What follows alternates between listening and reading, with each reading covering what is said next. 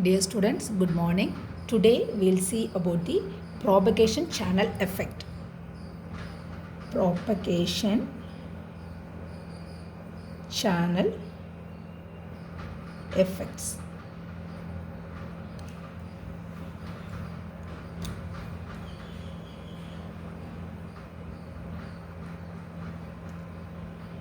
So we know the waves which is propagated from the transmitter to the receiver is an EM waves which will undergo reflection, refraction and diffraction in a non-line of sight communication. So because of that, we will under experience an attenuation in the waveform. So what is attenuation? So attenuation of waveform, it is nothing but a drop in the signal power when it is being transmitted from one point to another. Usually it is caused by the transmission path length and the obstacles in the signal path, and it also may happen because of multipath effect. So attenuation is nothing but drop in signal power.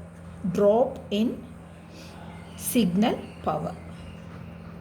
How does this drop in signal power occurs? When it is transmitted from one place to another, if there is an obstacle in the path, then this drop in signal power will occur. Okay, then what is fading? So when the signal is transmitted in an unguided medium, the fading also will occur.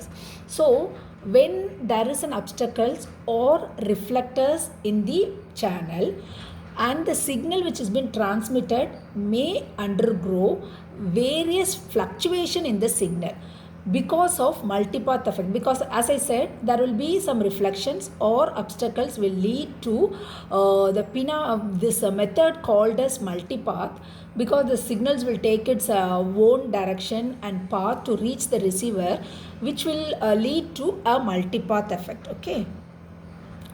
So because of this multipath, the fading in the multipath will have the signal strength varies continuously based on the distance from the transmitter to the receiver.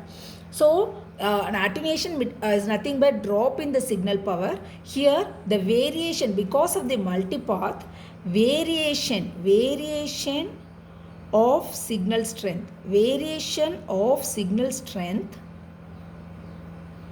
occurs continuously. You can feel this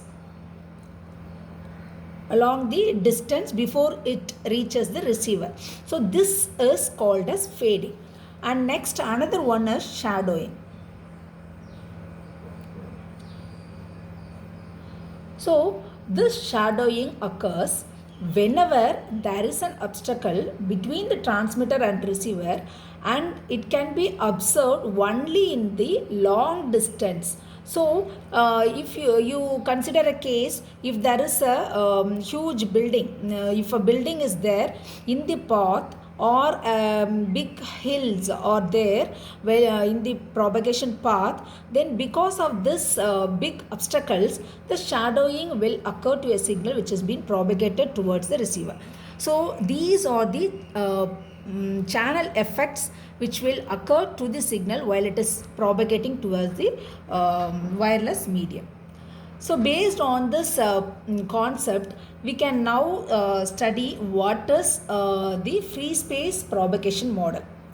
So this is one of the important topic, free space propagation model. So in free space propagation model, it is the case in wireless medium, that is a signal is transmitted from a transmitter, it is propagating via the channel to the receiver.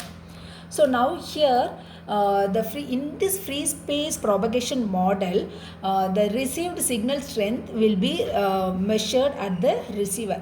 With an amount of signal strength, it will be transmitted, and the signal strength will be received in the receiver. This is usually considered to be a line of sight communication, which is used in a satellite communication. For example, you can have this in satellite communication. So for this basic fundamental free space equation is Ferris free space equation. This is the basic equation. you all know, you might have studied, that is PR of D is equal to PT GT GR lambda square by 4 pi the whole square D square L. So here you may wonder what is PT. PT is nothing but transmitted power, and PR of D received power, and this D is the separation between the transmitter and receiver. Usually it will be represented in meters, and then GT is a transmitter antenna gain, and GR is receiver antenna gain. L is equal to system loss factor, and lambda is equal to wavelength, which is represented in meters. So this is the basic equation. Okay. So with this equation, we have to analyze the free space model. So in this thing, the gain of the antenna, what's the gain of the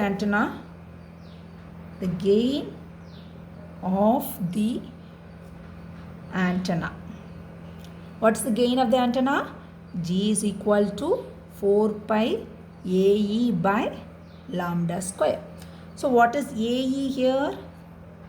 So this is effective aperture which is related to the physical size of the antenna. So AE is effective aperture area. And wavelength L lambda is related to the carrier frequency by C by F, which is equal to 2 pi C by omega C. So F is carrier frequency in hertz, and omega C is carrier frequency in radians, and C is speed of light. So these are all fundamentals which you know already. So now you consider if the loss L is greater than or equal to 1, which is to be usually in a transmission line will lead to attenuation, filter loss, antenna loss, and these all will be indicated inside the system. And if the value is equal to 1, which is indicate that no loss in system hardware. So if L is equal to 1, there is no loss in system. If L is greater than or equal to 1, then you can expect there will be some attenuation or filter loss or antenna loss. Also a transmission line attenuation, transmission line attenuation may occur. So if you consider the antenna as an isotropic radiator, so we all know isotropic radiator is an ideal antenna which radiates power with unit gain. So isotropic radiator is an isotropic radiator is an ideal antenna, and it has unit gain.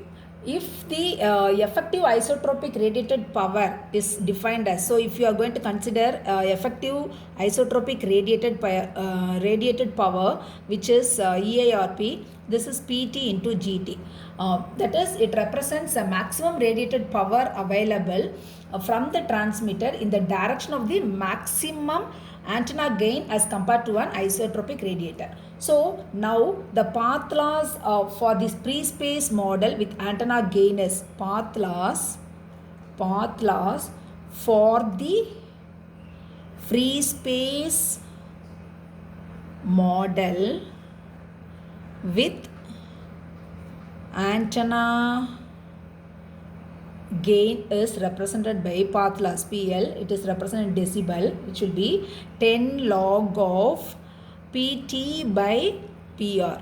We already know what is PT, so that we have to substitute. So minus 10 log of, when you are substituting the value for PT, the PR will get cancelled. So GT GR lambda square by 4 pi the whole square D square.